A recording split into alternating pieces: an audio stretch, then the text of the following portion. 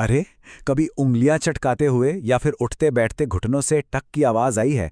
हम सबके जोड़ों से ना कभी ऐसी आवाजें आती ही हैं। कुछ लोग तो इसे बस नजरअंदाज कर देते हैं, पर कुछ लोग चिंता में पड़ जाते हैं।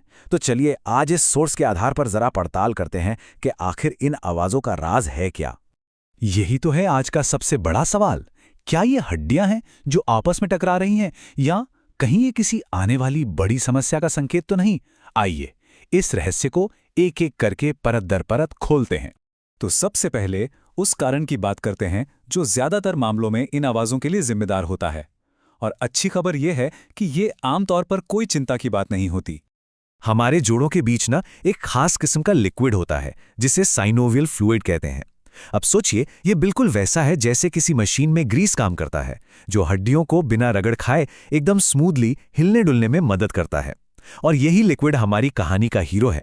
तो होता क्या है कि इस लिक्विड में नेचुरली कुछ गैसेस जैसे कि नाइट्रोजन घुली होती हैं।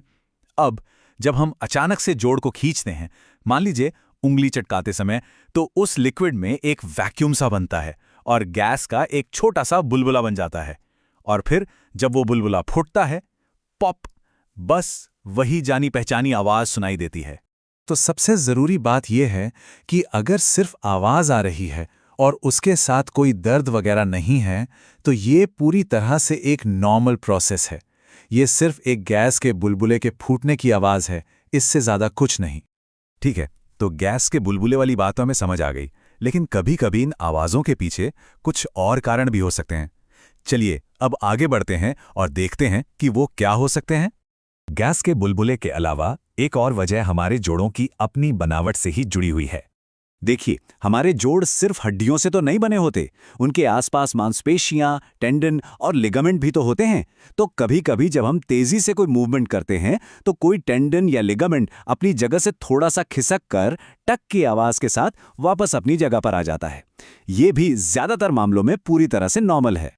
लेकिन कभी कभी आवाजें सिर्फ हमारी बॉडी के स्ट्रक्चर की वजह से नहीं, बल्कि शरीर के अंदर न्यूट्रिशन की कमी से भी आ सकती हैं।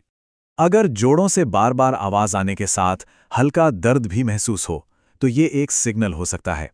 शरीर में कैल्शियम या विटामिन डी की कमी होने पर हमारी हड्डियों की हेल्थ पर असर पड़ता है, और ये आवाज उसी का एक लक्षण हो सकती है जिस पर ध्यान देना जरूरी है। और आखिर में वो कारण जो सबसे गंभीर है और सीधा सीधा किसी बीमारी से जुड़ा हो सकता है। कुछ मामलों में जब जोड़ों की चिकनी सतह आर्थराइटिस या गठिया जैसी बीमारियों की वजह से खराब होने लगती है, तब भी हड्डियों के आपस में टकराने से आवाज आ सकती है। लेकिन याद रहे, इस कंडीशन में आवाज कभी अकेले नहीं आती, इसके साथ और भी कई गंभीर लक्षण दिखाई देते हैं।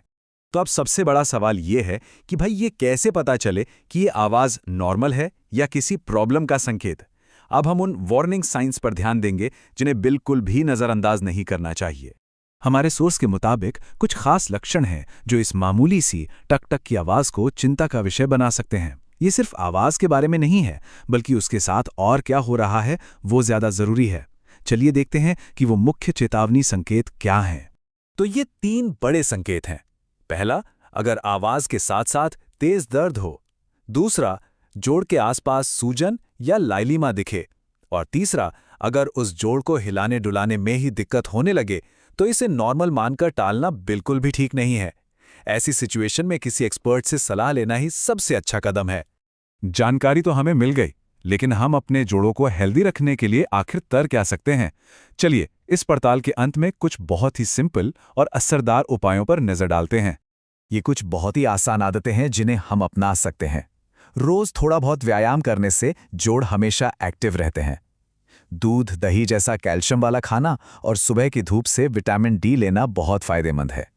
और हाँ, वो जो जानबूझकर बार बार जोर से उंगलियां या दूसरे जोड़ चटकाने की आदत है ना, उसे भी थोड़ा कम करना बेहतर है। तो अंत में सवाल बस यही है, अगली बार जब आपके जोड़ों से कोई आवाज आए तो घबराने की बजाय उस पर बस थोड़ा ध्यान दीजिए। क्या यह सिर्फ एक हानि रहित पॉप है या फिर शरीर कोई और सिग्नल देने की कोशिश कर रहा है?